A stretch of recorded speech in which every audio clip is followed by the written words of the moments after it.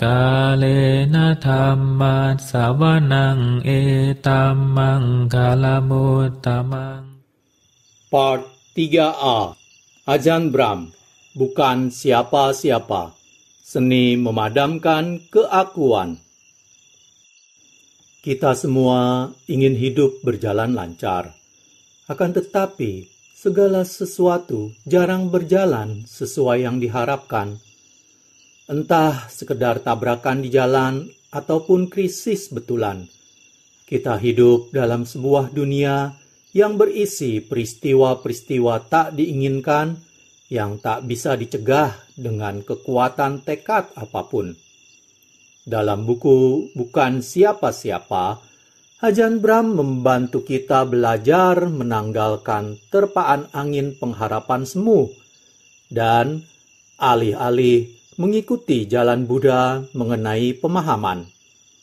Melepas kelekatan kita terhadap masa lalu dan masa depan, terhadap diri dan yang lain, kita bisa secara langsung mengalami keadaan alami ketentraman yang mendasari semua batin kita dan menemukan kebahagiaan momen kini. Dalam kelapangan itu, kita belajar apa artinya lenyap. Ajahn Brahm, pemandu tiada tara bagi kebahagiaan meditasi, menjadikan perjalanan jadi menyenangkan sekaligus berharga. Dengan kesederhanaan, kejernihan, dan humor khasnya, Ajahn Brahm menawarkan resep untuk mengobati ketidakpuasan.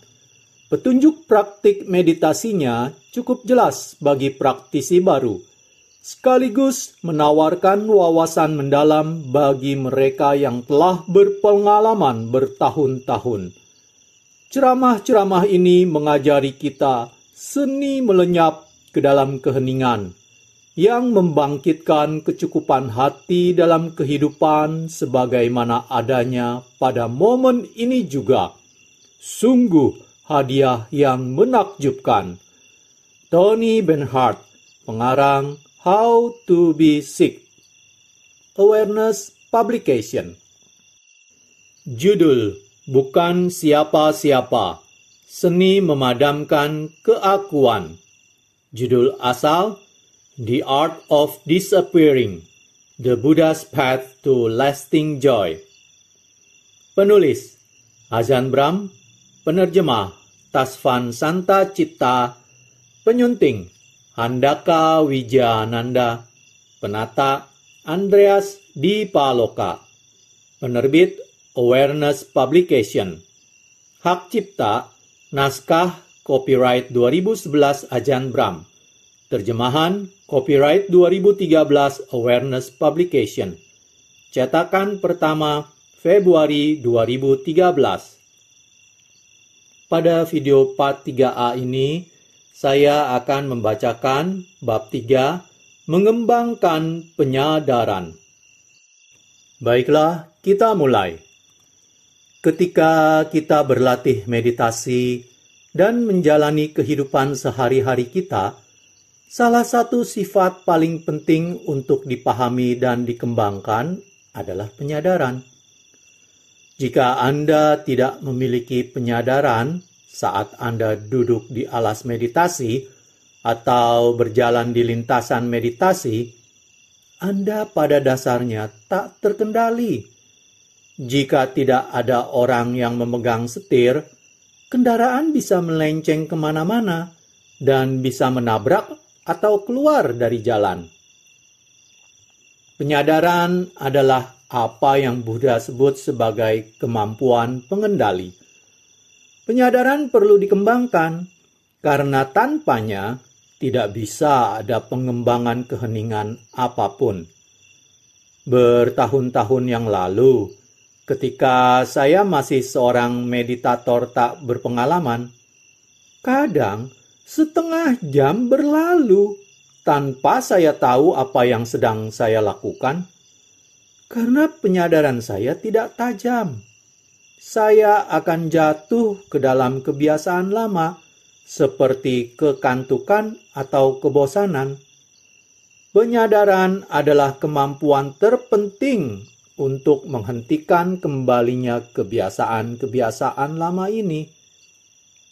Selain penyadaran, Anda harus memahami apa yang semestinya Anda lakukan. Anda memerlukan petunjuk, perniatan, dan kecenderungan untuk melakukan apa yang diperlukan. Memiliki motivasi itu penting, karena jika Anda tidak merasa butuh melatih batin, maka pelatihan tidak akan terjadi. Namun, ketika Anda memiliki penyadaran, pemahaman petunjuk, dan motivasi, ada peluang Anda akan mencapai kemajuan dalam meditasi Anda. Memahami penyadaran. Untuk mengembangkan dan menumbuhkan penyadaran, Anda harus memahami apa itu penyadaran. Orang memiliki banyak macam gagasan mengenai penyadaran, namun sering lupa bahwa penyadaran memiliki pelbagai kekuatan dan kualitas. Dalam satu hari saja, penyadaran bisa beragam, mulai dari lembam, seperti kabut di mana Anda tak bisa melihat dengan jelas, sampai pada tajam dan sadar penuh, seperti ruang yang memiliki penerangan cerah. Jika Anda telah mengalami meditasi mendalam, Anda tahu betapa bisa begitu kuatnya penyadaran itu. Yang disebut penyadaran yang begitu tajam dan menembus itu ada. Dan itulah yang perlu kita kembangkan. Jalan untuk melakukan ini adalah dengan melatih batin. Dalam bab sebelumnya, saya menyebutkan penyadaran pada tubuh. Pengembangan penyadaran pada tubuh adalah langkah pertama yang relatif mudah. Dan sebagai bonus tambahannya, bisa memperbaiki kesehatan Anda.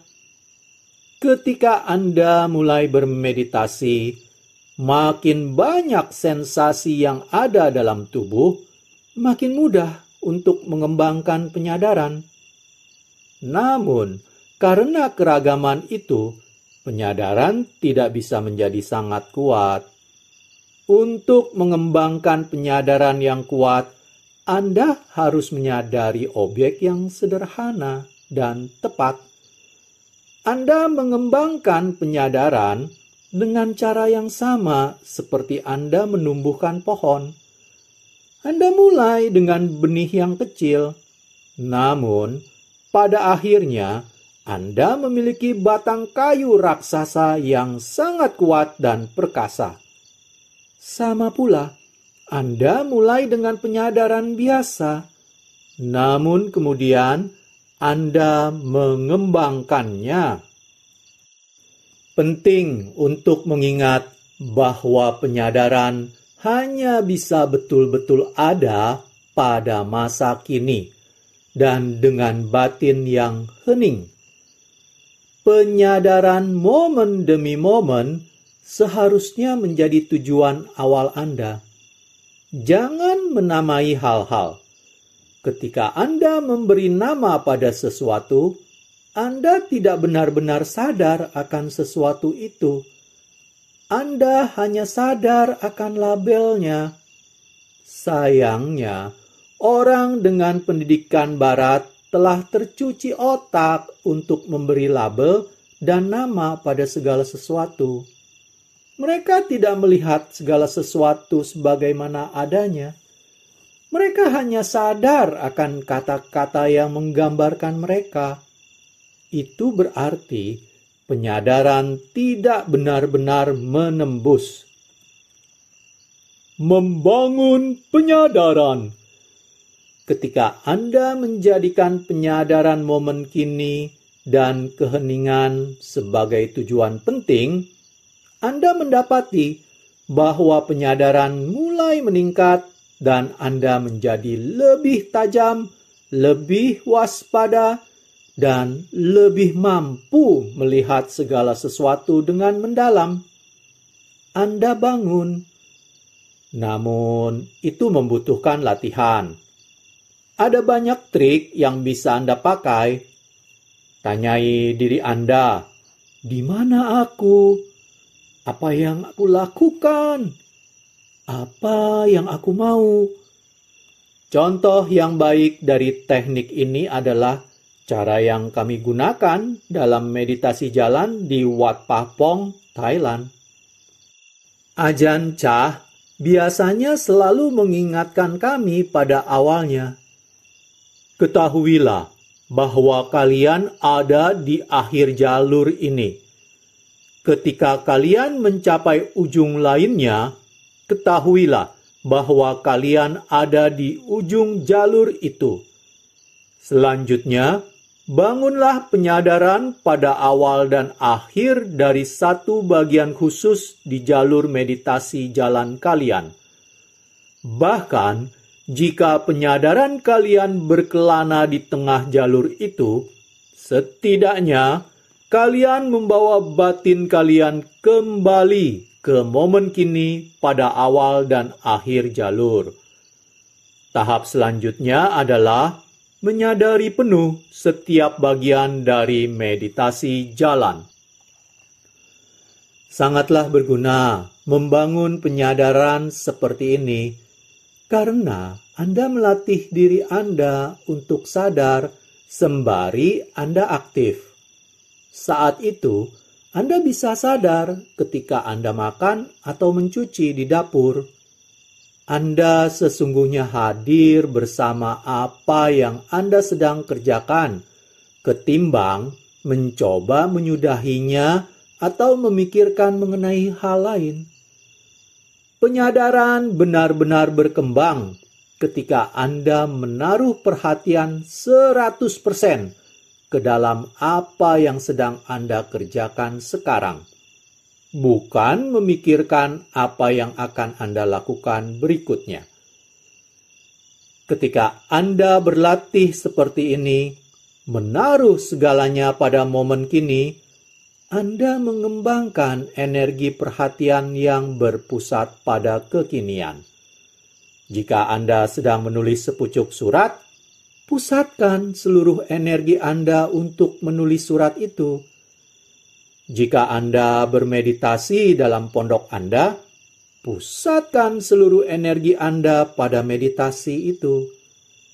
Dengan meletakkan energi perhatian Anda ke satu hal pada satu waktu, penyadaran tidak memburam ke aktivitas berikutnya. Ketika satu aktivitas selesai, lepaslah dengan sangat cepat. Jangan biarkan satu hal bercampur ke hal lainnya. Begitu Anda duduk, Anda melakukan meditasi duduk. Ketika Anda di toilet, Anda hanya di toilet. Ketika Anda menggosok gigi Anda hanya menggosok gigi Anda. Apapun yang Anda kerjakan, taruh segenap perhatian Anda pada aktivitas itu. Ini bukan buang-buang waktu ataupun suatu latihan pendahuluan. Saat Anda menaruh energi Anda ke dalam pemusatan pada momen kini, Anda mengembangkan penyadaran. Dengan mengawasi celoteh batin dan berupaya menghentikannya sejak dini, dengan mengembangkan momen hening dan memperpanjang momen hening itu, Anda mengembangkan kemampuan Anda untuk hanya hadir di sini. Perhatian, mengetahui, dan menyadari. Anda berdiam dalam momen kini, tidak pergi kemana-mana, tidak buru-buru ke masa depan. Karena batin hening, Anda betul-betul pasif dan menerima apapun yang terjadi. Menjadi pasif dan menerima bukan cuma penjelasan yang baik tentang penyadaran, namun juga resep untuk meningkatkan penyadaran tersebut. Bahkan pada kenyataannya, salah satu prinsip dasar penyadaran adalah bahwa intensitasnya, energinya dibangun dari keheningan. Makin hening Anda, makin meningkat dan tajamlah penyadaran. Dengan mengizinkan proses berpikir berakhir dan tidak memberi nama pada hal-hal, sebagian besar gerakan batin berhenti. Ini menciptakan keheningan yang membangkitkan penyadaran energetik. Itulah mengapa keadaan ini, di mana hanya ada sedikit percakapan batin, terasa begitu kuat. Jika penyadaran Anda tajam, Anda bisa menangkap pikiran seketika mereka muncul. Ketika pikiran masih mudah dihentikan. Namun, ketika Anda masuk ke dalam hayalan, percakapan, atau perencanaan, proses berpikir mendapat momentum dan menjadi lebih sulit untuk dihentikan. Ini seperti kereta api. Meski kereta api itu berat, namun jika baru bergerak dari stasiun, kereta itu mudah dihentikan karena masih bergerak dengan lambat. Namun, ketika kereta itu melaju dengan kecepatan 100 km per jam, butuh waktu lama untuk berhenti, sekedar karena momentumnya begitu besar. Sama pula, jangan biarkan batin yang berpikir membangun momentumnya. Hentikanlah sebelum pikiran mulai bepergian terlalu pesat. Jika Anda menghentikan pikiran pada tahap awal ini, penyadaran Anda tidak akan memudar, namun justru akan meningkat. Membuat penyadaran bangkit adalah bagian yang sulit, karena Anda tidak benar-benar tahu apa yang sedang Anda lakukan, dan Anda tidak bisa melihat dengan jelas. Begitu Anda berhasil membangkitkan penyadaran, Anda menjadi lebih eling dan waspada. Dan karena Anda melihat apa yang sedang terjadi dengan lebih jernih, lebih mudah untuk menghentikan proses berpikir dan tetap dalam momen kini. Ini seperti berada dalam ruang yang sangat gelap. Anda bahkan tak bisa melihat dengan cukup jelas untuk menyalakan lampu. Akan tetapi, ketika Anda mendapat sedikit saja cahaya, Anda bisa melihat tombol untuk meningkatkan cahayanya. Penyadaran adalah cahaya bagi batin. Jadi hal pertama untuk dilakukan adalah membangun penyadaran dengan mengembangkan penyadaran momen kini, yaitu dengan menaruh energi pada momen kini. Cobalah menjadi sangat hening dan pertahankan itu semampu Anda sepanjang hari. Makin banyak waktu yang Anda lewatkan pada momen kini, makin kuatlah penyadaran Anda. Itu seperti bangun dari tidur pada pagi hari. Pada awalnya, Anda sedikit lembam. Namun tak lama kemudian, Anda menjadi eling dan bertenaga. Dan Anda sungguh tahu apa yang terjadi. Selama masa retret, Anda bisa menyaksikan kelembaman pagi itu lenyap saat penyadaran Anda bertumbuh. Penyadaran ada tepat sebelum Anda tidur dan ada ketika Anda bangun lagi. Menakjubkan untuk menyaksikan sendiri bahwa dengan mengurangi aktivitas dan percakapan serta meningkatkan meditasi, Anda bisa mempertajam penyadaran Anda jam demi jam, hari demi hari. Bersiap mengamati napas. Seiring penyadaran Anda bertumbuh makin kuat, lebih mudah melihat kebiasaan buruk dan rintangan batin yang biasanya menghela Anda seperti kerbau yang dicocok hidungnya. Anda dengan jernih melihat keadaan batin dungu yang kadang Anda masuki, seperti marah kepada orang lain. Ketika Anda tidak sadar penuh, kebiasaan ini terus muncul. Namun, ketika Anda sadar, Anda bisa melihat keadaan batin ini tak kala mereka muncul.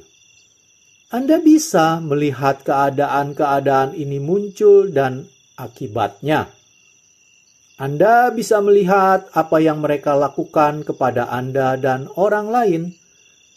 Ketika Anda melihat kebiasaan-kebiasaan ini dan mengetahui bahwa itu menyebabkan duka dan derita, Anda menjadi termotivasi untuk menghentikan mereka.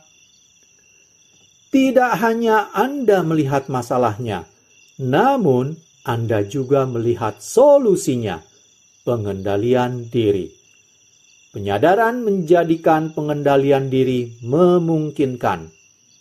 Anda mungkin mau jadi terkendali, namun tanpa penyadaran Anda tak bisa melakukannya, karena Anda masih dalam kegelapan. Akan tetapi, saat penyadaran bertumbuh, rintangan dan noda batin lebih mudah untuk diketahui. Inilah awal sejati praktek meditasi Anda. Semenjak saya mulai mengajar meditasi napas, saya memerhatikan bahwa orang cenderung mulai mengamati napas terlalu dini. Jika Anda belum cukup tenang dan belum cukup eling, Anda hanya bisa mengamati napas melalui kekuatan tekad, dan itu tak bisa dipertahankan sangat lama. Anda mulai mengamati napas, dan Anda menjadi lembam atau bahkan tertidur, karena batin belum siap. Hanya ketika penyadaran mencapai tataran kejernihan tertentu, barulah mudah mengamati napas. Dan baru saat itulah Anda sungguh-sungguh memulai praktek meditasi. Setelah lama bermeditasi, saya cukup memahami batin saya untuk mengetahui apa yang dibutuhkan batin. Sebelum melakukan apapun, penyadaran harus dibuat lebih terang dan ditingkatkan. Jika waktunya belum tepat, jika penyadaran belum cukup tajam, saya tahu batin tidak akan menempel pada napas. Saya harus melakukan lebih banyak latihan penyadaran. Saya harus bangun dan menciptakan sedikit sukacita. Saya harus memperoleh energi dan memusatkan dengan hening pada momen kini. Saya tahu bahwa ketika keheningan, penyadaran momen kini, dan perhatian telah cukup kuat, mengamati napas jadi mudah. Saya cukup memberitahu batin saya untuk mengamati napas, dan batin melakukannya dengan senang hati. Menurut Anapanasati Sutta, Majjhima Nikaya 118.17, hal pertama yang seorang meditator harus kerjakan adalah membangkitkan penyadaran sebagai prioritas. Inilah terjemahan favorit saya untuk kata Pali parimukha yang secara harfiah berarti di depan. Memprioritaskan sesuatu berarti memberinya kepentingan yang tertinggi. Jadi, sebelum Anda mencoba mengamati napas, jadikanlah penyadaran yang utama. Prioritaskan penyadaran di atas segalanya. Sekedar sadar, waspada, bangun. Seluruh alasan mengapa kita melakukan penyapuan tubuh, penyadaran tubuh, atau meditasi jalan adalah untuk memperkuat penyadaran.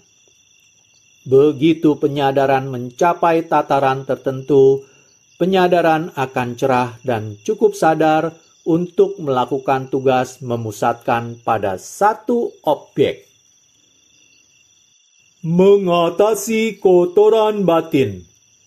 Selain waspada, Anda perlu tahu kemana Anda menaruh penyadaran Anda, yakni belajar mengawasi hal yang benar pada saat yang benar. Jika mengamati napas tidak bisa dilakukan, tanyakan pada diri Anda bagaimana Anda mengamati napas. Kadang orang mengamati napas dengan kendali dan kekuatan tekad, dengan pengharapan dan tuntutan, namun mereka tidak melihat bahwa ada masalah dengan cara mereka mengamati napas. Mereka mengamatinya dengan cara yang keliru. Sangatlah bermanfaat memiliki kerangka kerja mengenai cara berurusan dengan rintangan dan kotoran batin. Dalam pengalaman saya, cukup membantu jika menganggap rintangan dan kotoran batin sebagai hidup dalam ruang di antara pengamat dan yang diamat. Rintangan batin tidak ada dalam napas, dan mereka tidak dalam kesadaran. Mereka ada di antaranya. Lihatlah ke ruang antara itu dan temukan bagaimana Anda mengamati napas. Lihatlah jika Anda mengamati napas dengan nafsu, niat buruk, keresahan, kelembaman, atau keraguan. Pada awal suatu meditasi, itu lebih penting ketimbang mengamati napas itu sendiri. Saya akhiri video part 3A sampai di sini. Pada video part 3B, saya akan mengulang sedikit dari 2 paragraf terakhir dan dilanjutkan dengan membaca bab 3 ini sampai selesai. Terima kasih. Kalena dhammat savanang etammang kalamuttamaṃ